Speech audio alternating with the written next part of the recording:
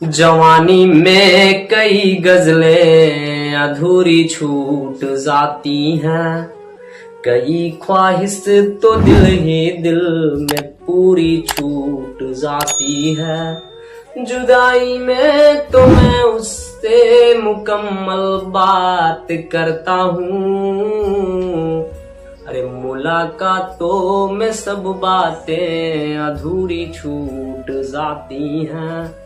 हाय दोस्तों, स्वागत है हमारे यूट्यूब चैनल कवि सर मैथमेटिक्स पर। दोस्तों आज हम लोग पढ़ेंगे प्रश्नावली 8.1 का क्वेश्चन नंबर 6। चैप्टर है त्रिकोणमितीय परिचय। तो उस चैप्टर का क्वेश्चन नंबर 6 को हम लोग सॉल्व करेंगे। तो आइए बने रहिए हमारे यूट्यूब चैनल कवि सर मैथमेटिक्स पर। स्टार्ट करते हैं आज का ये वीडियो। दोस्तों सवाल है आपका, यदि कोण A और कोण B न्यून कोण है जहां cos A बराबर cos B, तो दिखाइए कि कोण A बराबर कोण B होगा।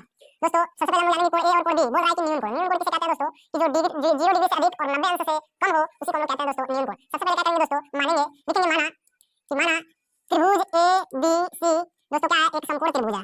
त्रिभुज ABC एक समकोण त्रिभुज है, समकोण त्रिभुज है दोस्तों, जिसमें कोण C आपका 90 अंश है, यानी कोण C बराबर 90 अंश यानी समकोण त्रिभुज, ये समकोण है। अब देखिए कोण सी को ही 90 अंश क्यों माने, क्योंकि यहाँ पे दे दिया है कोण ए और कोण बी न्यून कोण है, यानी कोण ए और कोण बी क्या है, 90 अंश से कम है। तो हमको कोण सी को ही 90 अंश मानना पड़ेगा, क्योंकि त्रिभुज हम लोग लिए हैं क्या, ABC। अब देखिए दोस्तों एक त्रिभुज बना लेते हैं। ये त्रिभुज हो गया, ये आपका A हो गया, ये आपका कोण C हो गया 90 अंश, और ये आपका दोस्तों त्रिभुज ये कोण हो गया आपका B। अब देखिए दोस्तों दिया हुआ है, जो दिया है उसी को लेके चलेंगे। दिया है आपका क्या दिया है दोस्तों, cos A बराबर दिया हुआ है cos B। cos A बराबर क्या दिया है दोस्तों, cos A बराबर cos B दिया है। यहाँ पे कारण लिखेंगे, चूंकि क्या किया है, ये दिया है। अब दोस्तों क्या करना है, हमको ज्ञात करना है कि कोण A बराबर कोण B होगा कि नहीं होगा, ये हमको ज्ञात करना है दोस्तों। जो दिया है उसी को लेके चलेंगे। दिया क्या है आपका, एक बार और लिख लेते हैं इसको। cos A बराबर दिया है cos B।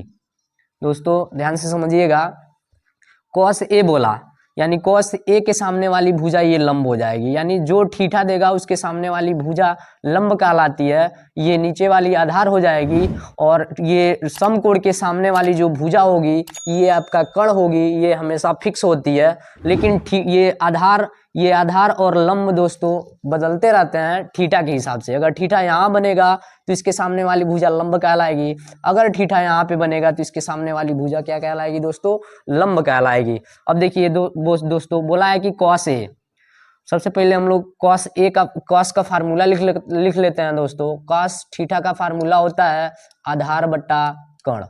क्या होता है दोस्तों, आधार बट्टा कर्ण, ये आपका फार्मूला होता है cos का। तो दिया है cos A के सामने वाली भुजा ये लंब हो गई, तो ये आपका आधार होगी, ये आपका कर्ण। तो cos A तो लिखेंगे यहाँ पे cos A के सामने वाली भुजा ये तो आपका लंब हो गया, ये आपका आधार, ये आपका कर्ण। तो फार्मूला होता है cos थीटा का आधार बटा कर्ण। तो आधार आपका हो जाएगा AC और कर्ण आपका हो जाएगा दोस्तों AB equal to cos B बोला। अब देखिए दोस्तों ध्यान से समझिएगा कि ये cos B के सामने वाली भुजा आपका ये लंब हो जाएगी। अब ये आपका आधार हो जाएगा और ये आपका कर्ण हो जाएगा। तो cos थीटा का फार्मूला होता है दोस्तों आधार बट्टा कर्ण। तो आधार आपका हो जाएगा दोस्तों BC और कर्ण आपका हो जाएगा दोस्तों, कर्ण हमेशा फिक्स होता है, तो ये आपका हो जाएगा AB। अब इसको हम लोग लिख सकते हैं दोस्तों, ये AC को AC लिख सकते हैं बराबर ये BC बट्टा AB, ये लिख लेंगे दोस्तों BC बट्टा AB। अब देखिए दोस्तों ये भाग के रूप में है, ये AB जब उधर जाएगा इधर आएगा इसके पास आएगा तो ये गुणा में हो जाएगा, यानी लिख सकते हैं BC बट्टा AB गुणे दोस्तों लिख सकते हैं AB से AB कट जाएगा, तो ये आपका आ जाएगा AC बराबर दोस्तों BC।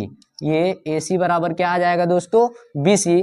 अब ध्यान से समझिएगा, ये AC बराबर हो गया कौन है, क्या BC के। हम लोग एक पर में पढ़े हैं कि जब त्रिभुज के आमने सामने की भुजा बराबर होती है तो आमने सामने के कोण भी क्या होते हैं दोस्तों, बराबर होते हैं। यानी AC बराबर BC, तो हम लोग लिख सकते हैं कि कोण A बराबर क्या, कोण B।